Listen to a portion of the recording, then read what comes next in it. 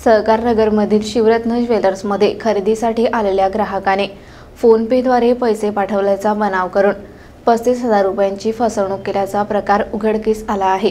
पोलिसांनी आरोपीस अटक केली असून 1,68,000 रुपयांचा मुद्देमाल जप्त करण्यात आला आहे।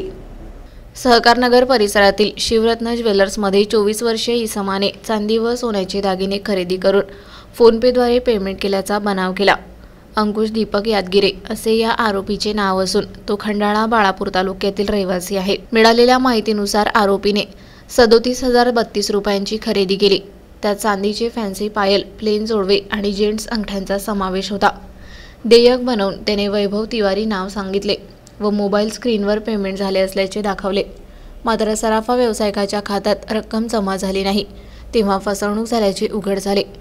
खदान पोलीस ठाण्यात तक्रार दाखल झाल्यानंतर पोलिसांनी गुन्हा नोंदवून तपासाला सुरुवात केली। अंकुश दीपक यादगिरे याला अटक करून त्याच्या ताब्यातून 1,67,000 रुपयांचा मुद्देमाल जप्त करण्यात आला। यामध्ये दागिने, दुचाकी व मोबाईलचा समावेश आहे। ही कारवाई पोलीस अधीक्षक बच्चन सिंग यांच्या मार्गदर्शनाखाली पोलीस निरीक्षक मनोज केदारे व त्यांच्या टीमने केली। या प्रकरणामुळे सहकारनगर परिसरात खळबळ माजली असून सराफा व्यावसायिकांनी सावधगिरी बाळगण्याचे आवाहन करण्यात आले आहे।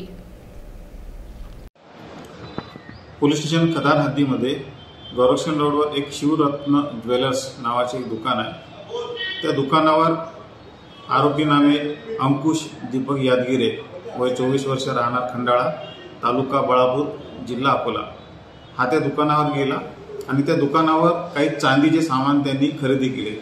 जवळपास 37,000ची खरेदी केली व त्यांनी त्या ठिकाणी असलेल्या स्कॅनरवर मी पेमेंट केलं असं त्यांनी भासवलं आणि दुकानदाराला मी ती पेमेंट केल्याचं मोबाईलवर दाखवल्यानंतर दुकानदारांनी ती खात्री केली किंवा मला पेमेंट त्याने पाहून त्यांनी विश्वास ठेवला, पेमेंट आलेला आहे। त्यावरून मग त्यानंतर त्या दुकानदाराला कळाले की आपल्याला पेमेंट कुठलीही आलेली नाही व आपली फसवणूक झाली। मग त्यांनी दिलेल्या तक्रारीवरून खदान पोलीस स्टेशनला आम्ही 420चा गुन्हा दाखल केला आहे। त्यानंतर आरोपीचा शोध घेतला, आरोपीला आम्ही अटक केलं। अटक केल्यानंतर आम्ही आरोपीकडून त्या गुन्ह्यातला संपूर्ण मुद्देमाल जप्त केला। या व्यतिरिक्त इतरही त्यांनी अनेक ठिकाणी अशाच प्रकारे सोनाराच्या दुकानावर अशाच प्रकारे फसवणूक केल्याची आमच्या निदर्शनास आल्यानंतर त्या 2 सोनारांचा सुद्धा आम्ही मुद्देमाल जप्त केलेला आहे। असा आम्ही आरोपीकडून एकूण 1,67,000 रुपयाचा मुद्देमाल जप्त केलेला आहे आणि आमची पुढील कारवाई सुरू आहे। आणि याद्वारे मी सर्व व्यापाऱ्यांना आवाहन करू इच्छितो की ज्यावेळेस आपल्याला कुठलंही पेमेंट येते त्याची आपण खात्री करावी की ते पेमेंट आपल्याला आला आहे किंवा नाही आहे। अशा प्रकारचे फसवणूक टाळण्यासाठी आपल्या सर्वांनी सतर्क राहणं आवश्यक आहे।